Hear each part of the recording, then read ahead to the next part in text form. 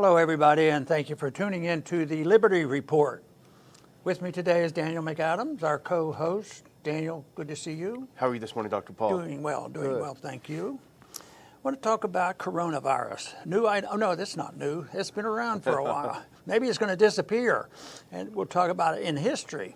But anyway, things are improving. I was out doing my walk early this morning in the park in Lake Jackson, and there were at least 100 young people out there in the park getting ready for track season for cross country. And I thought, wow, a token of their liberty has been returned to them. That's great. And they were having a good time, and they didn't look like there was anybody sick, and nobody was wearing a mask. So we were doing pretty good there this morning. But getting information is pretty important about how it spreads and what happened. I've never been convinced that a mask has ever saved anybody's life, and probably has caused more harm. I think the whole shutdown, lockdown, and the stay-at-home thing was much more damaging when you think about all the ramifications of what has happened there. So it hasn't been beneficial. But the other thing is just understanding how the virus works. Some people say that, the virus is like the bubonic plague. It's spreading and they were going to kill 1 million people. They've backed away from that, and they've decided things aren't anything like that.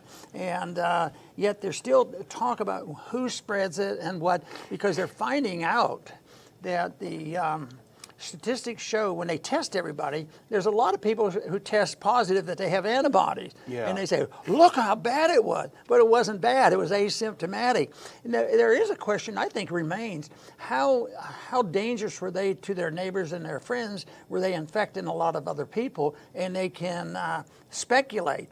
But who came out with a saying that it probably doesn't spread often if they just have a positive test. The title of this article was "WHO Says Coronavirus Seldom Spreads Through Asymptomatic Carriers." And I can believe that. I don't think they have the last word on this, because all of a sudden WHO's saying, well, maybe we didn't mean that, but they've done that before. So they say one thing and then change it. And, if we had freedom of choice and free market medicine, and we didn't have this combination of medicine and the state, these issues would be academic and they would be medical and scientific, but everything is political. So this is what they're going through right now. But it still was interesting, because that would fit our argument that it probably never was any of the danger that they claimed it to be. But they had to have great danger if they can panic people. If they're going to lock you up, you better know why they're locking you up. Yeah. But no matter how it works out, they were very successful in terrorizing the people. And the people have gone along with it. And even though the reaction to the coronavirus in many ways has been a hoax, and they have been able to develop some hysteria, exactly how this worked, they sort of neglected the true science of this all. But there have been people who have worked on it in a truly independent scientific way. And so this is up in the air right now, but my assumption is that asymptomatic carriers probably have not been much of a threat. And there's no way they're ever going to check everybody. I bet there's millions of people. It's sort of like saying, I wonder who had a cold last year, and they just don't have that information.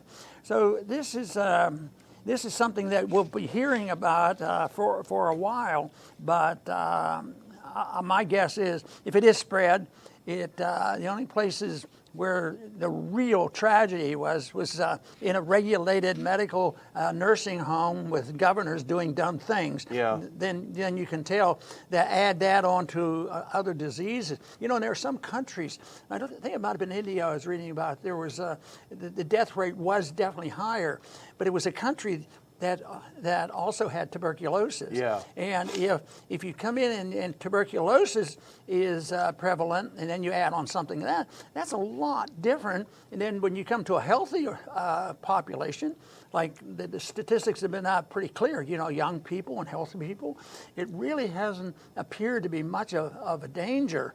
And people say, well, you guys don't care. You don't care about people being sick. Yeah, we care about the people who get sick and die. Yeah. because of the treatment, and that's what's happened, whether it's denial of medications and food or nursing homes and this sort of thing. So there's been a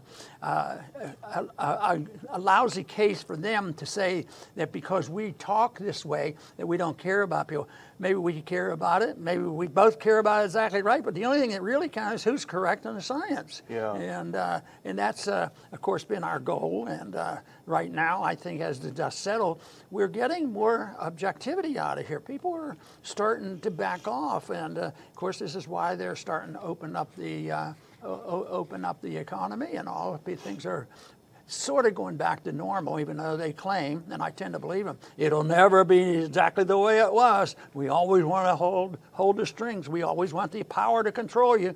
So they'll be around watching, and we're going to be watching them. Yeah. Well, it was kind of an earthquake yesterday when Dr. Maria von Kerkhove of the W.H.O, she's the head of their emerging disease unit, she gave a press conference, and she said, in fact, I think we have a clip, our first clip is of that, our first JPEG. This is about asymptomatic spreading of the coronavirus, the COVID-19. Quote, "It's very rare, and much of that is not published in the literature." And it was kind of it was an earthquake because basically what it did is it undermined the entire lockdown strategy of the U.S. because the whole reason everyone, all of us, coronavirus afflicted people had to be shut in our own homes is because you can get it from someone who doesn't even know they have it. And if that is undermined by the emerging science as they study it, then the whole rationale for putting 40 million people out of work and putting the economy into the sewer really kind of falls by the wayside. Well, there certainly is some discussion about this, claim that they're making now that they found. Some say asymptomatic versus pre-symptomatic. The WHO itself actually, as we sat down to this table, made a clarification saying that, well, there is some transmission of it too. So, but of course, they also said that once you had it once, you could still be contagious, and the others said you could still get it, and then later they had to erase that as well. But still, when you see some of this coming out, when you see them saying that it doesn't spread asymptomatically, then it really calls into question the radical measures that they took. The only way I can understand this is a goal of many people who are the authoritarians that want more control over people. So they always need to have an excuse, and the coronavirus has provided the excuse for locking down and doing all these things that they have done. But even if they back off and say, yes, it wasn't nearly as bad, they'll find something else. And that's why I always go back to why has it become so politicized? There was a day, I sort of dream of the day and like to go back and read. We have a couple left, but the journalists that are journalists, and they have nothing to do with partisanship. Even if they're Democrats or Republicans or Libertarians or whatever, if they're good journalists, you can tell. And we really have a starvation for those kind of journalists.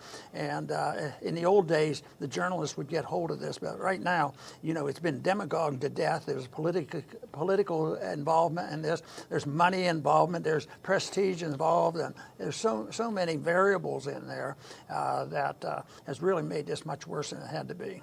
Well, speaking of real journalists, I think Alex Berenson, who's very active on Twitter, he's a former New York Times writer, has been extremely good on this. He's been dogged on this. And he's the first one that brought this up and the implications. But I'm going to show you a JPEG, Dr. Paul, of someone you may have even forgotten who he is. If we can look at that second, this is going to surprise you. This is Anthony Fauci, and they ask him about asymptomatic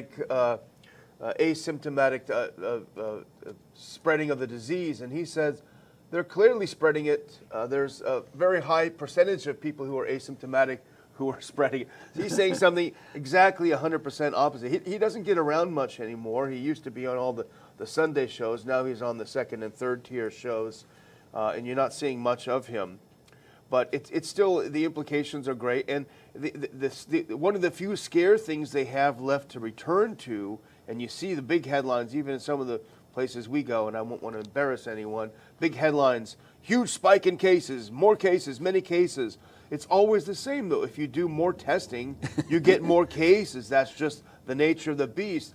The real data that's important, we showed it yesterday and we could have showed it today because it's even more dramatic, is new deaths per day, and that is down here. It's very, very far down. They said we'd have 3,000 a day, and we had 300 yesterday. So that's what's important. Now, if all of a sudden we start getting a spike and that 300 becomes 3,000 next week, then obviously we're going to have to take a look at what we've been saying and, take a new assessment of things. But right now, that's simply, the case. And I want to expand a little bit on my previous statement about we look for good journalists, but we also have one that writes on Lou Rockwell's side, Bill Sardi. Yeah, he's a journalist and he knows this stuff, and I read it, and I'm sure he is not somebody that has perfection like none of us have, but he has good stuff, and he's about as objective as you can get for giving us information of what's going on. But we certainly could use more like that, and it would be a big help to us. I wanted to, unless you have another statement on this. No. Okay. I know what's coming next, so I'm kind of anxious for it. Okay. This is the one that has about, the article is, "Don't treat Americans like kids. Black Twitter erupts as Democrats' anti-police bill stunt." And what is this stunt about? Do you know what we have stunt? a picture, actually. Oh, let's good. Look at the stunt. We have a picture. It's pretty shocking, actually. This is Nancy Pelosi and her colleagues in the Democratic caucus in the House wearing African cloths, what they claim are African cloths, and actually the article you say points out they probably were made in China because Ghana doesn't export these like that. Bowing down and taking a knee for the 8 minutes and 47 seconds that this gentleman was being asphyxiated by a police officer. Huge stunt, and it did backfire a lot. You point out that a lot of African Americans were disgusted by the display. Obviously, Republicans are going to get some hay out of it, but Charlie Kirk is a Republican provocateur, and he had a good tweet. He said, "How is it not cultural appropriation for Nancy Pelosi, Chuck Schumer, and Gerald Nadler to show up in the Capitol wearing West African kente cloth?" Can you imagine if a Republican showed up like this for a publicity stunt, Yeah. It's That is for sure. But I saw another picture, and it's part of this stunt business. Who can outstunt each other? But when I first saw this picture, I thought, well, it's real. I recognized the Capitol, and I thought first maybe it was just a fake, and it was a picture in Onion. But no, that was all authentic. But there's another one that I've seen it. It looks like it's authentic, but it's not believable. It's not believable. And that's the smiling individual. I assume it was in Hollywood. And the article was describing rich Hollywood people. And they think the best way they can rectify things is, demand penance. They're penitent of what happened and bound down. So they think the best thing to do is burn their house down. So they have this woman in front of, and the house is blazing. So even right now, if you told me, Ron, don't say that because it's all a hoax. Of course, there's so many hoaxes going around. Yeah. But the fact that it showed up there made me think, what in the world's going on? So if this is a true story, I don't think anybody can top this out of stupidity. Well, I think we should encourage them to burn their own houses down. That'll give them some humility. But, moving on, because it's the same subject. We've talked about it a little bit yesterday, and it's all about defunding the police, canceling the police, and obviously, you've talked for decades about problems with expansion of police, with militarization of police. So it's not like we're over here taking a side that's different. But there are some pretty strong implications. And here was a great interview talking about things that should be in the Onion that are not in the Onion. This is an interview on CNN. We're going to just play a little tiny clip of it, of a Minneapolis city council member. They had just voted to defund the police in a veto-proof vote. She went on CNN, and the CNN, believe it or not, actually asked a normal question and said, okay, but you can see how people might be a little nervous. What if someone's breaking into my house? Hey, listen to what the question and answer on CNN of this Minneapolis city council member. Nervous, for instance. What if, in the middle of the night, my home is broken into? Who do I call? Yes, I mean, I hear that loud and clear from a lot of my neighbors. And I know, and myself too, and I know that that comes from a place of privilege, because for those of us for whom the system is working, I think we need to step back and imagine what it would feel like to already live in that reality, where calling the police. So she's saying it's just because of your privilege, your white privilege, that makes you want to call the police. But, you know, I talked about Alex Berenson earlier. He put this up on Twitter and is outraged by it. And he did a little bit of digging, and he found some statistics, and this could be true in any town USA, any big town USA. If you could put that next clip up. Okay, so if you want to call the cops, that's just a reflection of your privilege. We want to protect lives by getting rid of cops. Well, look at simple domestic violence calls to police. Look at that bottom pie chart.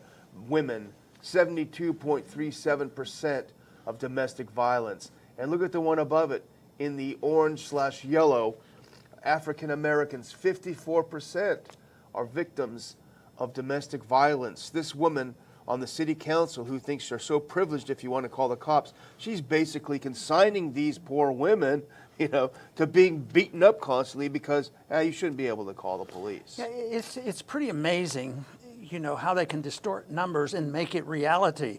They believe, and to a point, they're able to do it. The more you lie and the more you distort things, the more likely more people will believe it. Ultimately, they can't change truth. Truth is there. Now, this article quotes Heather McDonald, Yeah. and I want to read one line here that I think is interesting because the whole thing is a bum rap, and I think, and I've said it, I think the only colorblind people are the ones that are born that way, and those are libertarians. They don't know anything about color, and that's what happens. But anyway, the distortion is such that white people hate and kill black people all the time, and it's epidemic, and white people have to bow. And that's literally what they're doing, they're bowing. So it becomes a racial thing, you know. And I claim that people who shout racism most are the most racist. But this is what she said. A police officer is 18.5 times more likely to be killed by a black male than an unarmed black male is to be killed by a police officer. And you know, there's a lot of truth in there. You're more likely to be killed by a black man than an unarmed black man is to be killed by a police officer. So everything they talk about is all, you know, extremism and distortion. And that's not to say, because you know, this would be irrelevant in a colorblind society. Yeah. Killing is killing. People are people. Everybody has equal rights. But this whole idea that is class thing, this is collectivism. Collectivism at its worst. Yeah. That you're collectively guilty and collectively free to do things. They're claiming white people are collectively free to do anything they want. Black people are collectively always guilty. Yeah. People should be individuals. If we think in terms of individualism, I don't think we would get into this at all. And there was once a pretense on that, but evidently there were some that thought they needed some special help. And this whole idea that needed special help, so they had to been injured by another special group. I think this is an extreme form of collectivism, and there's total ignoring of the basic principle of liberty, and you have to talk about individuals. Individuals have the rights, not a collectivist group, and you don't get or lose your rights because you belong to a certain group. You shouldn't be punished, and you shouldn't get any benefits. You should be an individual, and you should get all your benefits by your own efforts and your friends and your neighbors and your churches and local community, not from a monolithic government that's going to come in and dictate the collectivist approach to how you redistribute wealth and the way you punish. And they lead to this thing. You know, you mentioned we've done programs on pointing out the militarization of the police and all the mistakes that they have made. But the idea that now the raging cry is defund the police, no police, and some of the most innocent people, the victims, are the very people they're claiming they're defending. Yeah. The black poor, you know, in communities, they're the ones that probably need police protection the most, and yet they're going to defund the police. And and everybody's intimidated. whites in Congress are very intimidated because even what I said, well, you can't say that in Washington. They might, who knows what they'll do to you. Their people are intimidated. But I would think black people are intimidated too, because if they come out and say something, oh, you're just an Uncle Tom and you're going along with the white superiority. You're on their side. No, you should be on the side of nonviolence, and everybody gets the same protection. But I don't think they put.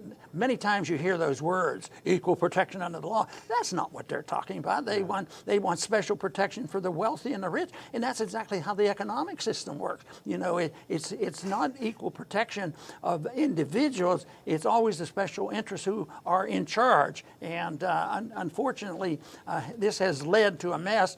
And my argument for why we finally got to this mess is it was okay when we were filthy rich. The country was very, very rich, but I think we're very, very poor, and a lot poorer than anybody realizes. And that's why I think, even though there's been so-called temporary recovery right now, I think there are a lot of people out there suffering. And it's related to the excessive government spending and the economic system we have, and all this divisiveness because everything is seen in groups.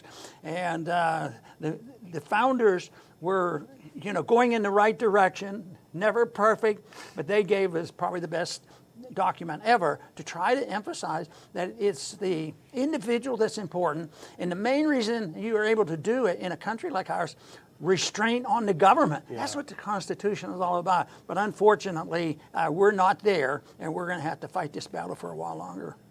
Yeah, and Heather McDonald's piece was in the Wall Street Journal, and I encourage people to read it. It's an interesting piece. It's full of statistics. It's not full of vitriol, and I think it's important, and I think it's actually a good news story, which is that the statistics don't bear out the claim being made in the mainstream media that there is a systemic racism on the part of the police force against black people, and that's good news. There are no stats to support that. That's good. That should encourage us.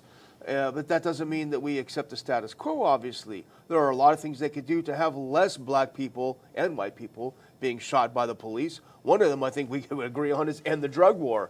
That's where you have the no-knock raids. That's where they get the wrong house and shoot the family dog or worse, and all of these things. There are plenty of things. It doesn't mean that we're flying the thin blue line flag here, but it means that good news is it's not a systemic problem. And in fact, Heather McDonald points out, it could actually be very dangerous to black people who live in crime-ridden inner cities. And we saw remember on the Tucker Carlson show, this woman was crying, this African-American woman was crying. They burned down the store that I go to, and there's no more bus lines. I can't even get any food. If you take away the police from neighborhoods like this that need to have some protection against violence, you're actually going to hurt a lot more black people than you're going to help. Right, and of course, the left especially, and generally speaking, the Second Amendment isn't protected, because if you live in the inner city, a little protection might help. I remember a story a long time ago. This was a picture on the front page of the Chronicle in Houston, and it was a black woman who had been robbed by black people 2 times before, and she lived by herself, elderly, and she had what people refer to as a Saturday night special. And they had a picture on the front page, and the third one came, and she shot him. And she was holding up her Saturday night special. But those people do that now. If you're in your store and you use a gun to keep people from ransacking and destroying your property, you're the criminal. Yeah. That is really bad, and that is a form of bizarre collectivism and has nothing to do with protecting individual rights. Yeah, absolutely. Well, I'll just close with a short announcement, which is that the numbers of our subscriptions on this channel are growing. It's because we tackle difficult subjects. We try to do it in a different way. We try to look at things different from the way the mainstream media looks at it, and we're appreciative that you would come and watch us. A lot of people watch us every day. Our chatters out there, we see you and we're watching you, and we see what you're saying. We appreciate you participating. Well, most of you. Some of you a little bit. But we appreciate you participating in what we're doing. We want to encourage anyone who is not subscribed to subscribe, and also hit the bell for notifications, because a lot of people have complained that they're not being notified when the show's about to come on. So hit the notifications. Double check and see, because a lot of people, I noticed in our comments, have also said somehow somehow they're unsubscribed and they know that they had subscribed. So double check that. Glitches can happen. You never know. But make sure you're subscribed and watch the show, and thank you very much for doing so. Very good. And I want to close by saying that I spoke during the presidential campaigns especially, but have essentially ever since I've been in politics, the young people going to college campuses is something that I liked. And I liked the presidential campaigns because there was a lot of enthusiasm for what we're talking and about liberty. And the campuses, I argue, even though sometimes I have trouble proving it, that there's a lot of people on college campuses that think straight, but they cannot, overcome the administration, and they want to get their degree, and, they get punished if they do speak out. So that is something that I think is so important, is to get the message. I do remember so often when I would speak out to large groups of young people, and they'd be enthusiastic, and they would, frequently come up, and we would talk afterwards, and they would frequently tell me, and I would be pleased, but I was really trying to understand it. They wanted to compliment me on my optimism, and I got to thinking, I just talked to these kids for an hour, 40 minutes of it, 50 minutes of it was telling them what to expect. You're in trouble. Your liberties are being taken. The Federal Reserve runs the world. There's too many wars and too much killing and too much of this stuff we talk about. But they said they liked my optimism. And it finally dawned on me, and they explained to me, they said, yes, but you finished it by saying, it's not something that can't be overcome. And it can be with a few correct ideas. And that to me is important. The other thing that I emphasized when it sounded like it was so dire and the world was going to end, I would say that when you find people, which I'm sure our viewers have found others like them, associations are very, very good. And that's why our conferences, I think, have been successful. We bring people together, and sometimes they come from overseas, and we never have enough seats. It's really very sad because I think they deliberately closed us down, with all this coronavirus. But no, they would come together. And my recommendation was always, no matter where you are and what you're doing, you ought to have a little bit of fun doing it. And no matter what the message is, because you don't know what tomorrow is going to be. We don't know exactly. But there's no reason by associating with like-minded people and goals are similar why you can't enjoy it and get along with it and feel better because you are dealing with reality and you know what you have to do and you know what is an answer to this stuff. And not say you throw up your hand, Nancy Pelosi's in charge, so we'll have to just go along with Nancy Pelosi and we'll have to go along with these wars. We can't handle it. No, ideas have consequences. We're involved in the spreading of ideas. I believe it has an effect, and I want to thank you all for joining us in that effort because that is the road to peace and prosperity. I want to thank everybody for tuning in today to the Liberty Report. Please come back soon.